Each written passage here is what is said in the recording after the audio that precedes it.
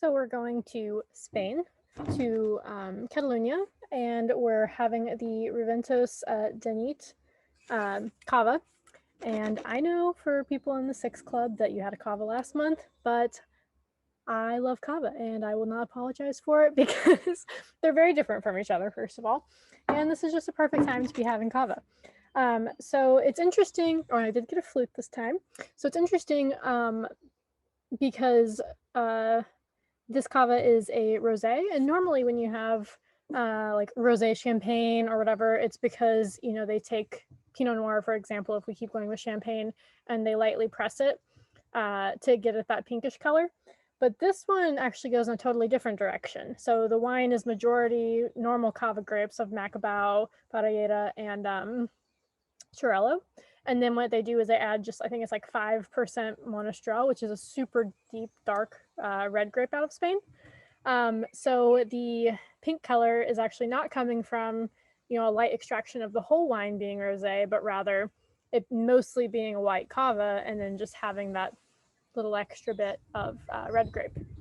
So on the nose, it's interesting because I didn't actually know that when I very first tried it. And when I was smelling things, I was looking for all the red, you know, red wine characteristics, things like strawberries, and, you know, that's some of that's in there. But the first thing I'm actually getting is white grape things. So things like whatever the sour apple is called, or like a super juicy lemon. And it smells, again, I say this sometimes, and if someone actually knows how to describe this, it smells like it's going to be creamy. So maybe it's because it's like lemon meringue or something like that. So more of the white than the red, but the red's still there. And you're not crazy if that's what you're getting too, because now we know how it was composed. So to try.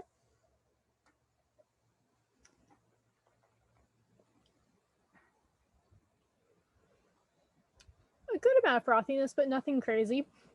Just enough so that you know that it is a sparkling wine. But if if someone doesn't really like the super bubbly aspect of sparkling wines, this could be a good one for them, because it's pretty, I would say, low, because I just opened it, or I've just opened it, which means that it's not going to get, you know, more bubbly over time.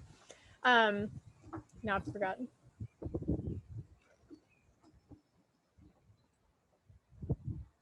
So I'm getting more of the red fruits here, and I would say, you know, beyond the fact that there's lees contact and I can tell that it's creamy, that's very typical for a Cava to have lees contact for extended period. I think this one's 18 months. It's really just the fruit. Like, this is a fresh and fun, vibrant but fruity Cava. So I'm actually getting like a deeper cherry to start, which surprised me because it was so light on the nose. I kind of expected it to just like lay light and fresh on my mouth, but it's like actually tartar than I thought it would be. It's like a little bit like sour cherry, a little bit. And maybe that's, you know, the mix of those two, but the red fruit's definitely coming out more. The finish is in that realm we just talked about, though, like the lemon meringue pie. So as far as pairings go, it's Cava, so of course if you're going to do tapas, great. If you want to have it with your outdoor time fun, I think that it goes great with, you know, any, like, in the same realm of tapas, you could do a meze platter with like hummus.